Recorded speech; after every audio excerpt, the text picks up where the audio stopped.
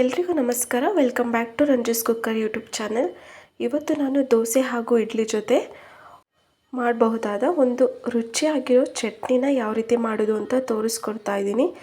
ಈ ರೀತಿ ನೀವು ಚಟ್ನಿ ಮಾಡಿಕೊಂಡ್ರೆ ತುಂಬಾ ಚೆನ್ನಾಗಿರುತ್ತೆ, ಹಾಗೆ ತುಂಬಾ ರುಚಿಯಾಗಿರುತ್ತೆ.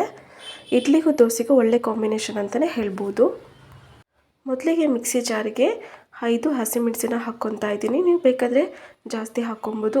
1 ಕಪ್ ಆಗೋಷ್ಟು ಕಾಯಿ ತುರಿನ ಹಾಕ್ಕೊತಾ ಇದ್ದೀನಿ. ಹಾಗೆ ಸ್ವಲ್ಪ ಕೊತ್ತಂಬರಿ ಸೊಪ್ಪನ್ನು ಈ ರೀತಿ ಕಟ್ ಮಾಡಿಬಿಟ್ಟು ವಾಶ್ ಮಾಡಿಬಿಟ್ಟು ಹಾಕ್ಕೊತಾ ಇದ್ದೀನಿ. ಹಾಗೆ 1 ಇಂಚಷ್ಟು ಶುಂಠಿನ ಹಾಕ್ಕೊತಾ ಇದ್ದೀನಿ. ಸ್ವಲ್ಪ ಉರಿಗಡಲೆನ ಹಾಕ್ಕೊತಾ ಇದ್ದೀನಿ. ಇದ್ರ ಜೊತೆ ನೀವು ಬೇಕಾದರೆ ಶೇಂಗಾನ ಹಾಕ್ಕೊಬೋದು. ಸ್ವಲ್ಪ ಹುಣಸೆ ಹಣ್ಣನ್ನು ಹಾಕ್ಕೊತಾ ಇದ್ದೀನಿ. ಸ್ವಲ್ಪ ಕರಿಬೇವು ಸೊಪ್ಪನ್ನು ಹಾಕ್ಕೊತಾ ಇದ್ದೀನಿ.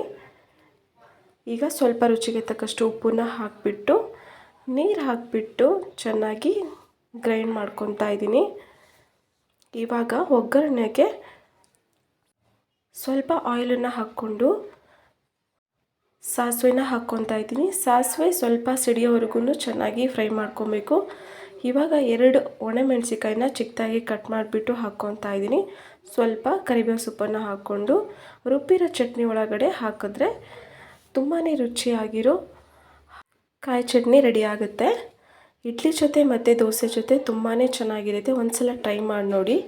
ಈ ರೆಸಿಪಿ ನಿಮ್ಗೆ ಇಷ್ಟ ಆದರೆ ದಯವಿಟ್ಟು ಈ ವಿಡಿಯೋಗೆ ಲೈಕ್ ಮಾಡಿ. ಹಾಗೆ ನನ್ನ ಚಾನಲ್ನ ಇನ್ನೂ ಯಾರು ಸಬ್ಸ್ಕ್ರೈಬ್ ಮಾಡಿರೋ ದಯವಿಟ್ಟು ಸಬ್ಸ್ಕ್ರೈಬ್ ಮಾಡ್ಕೊಳ್ಳಿ.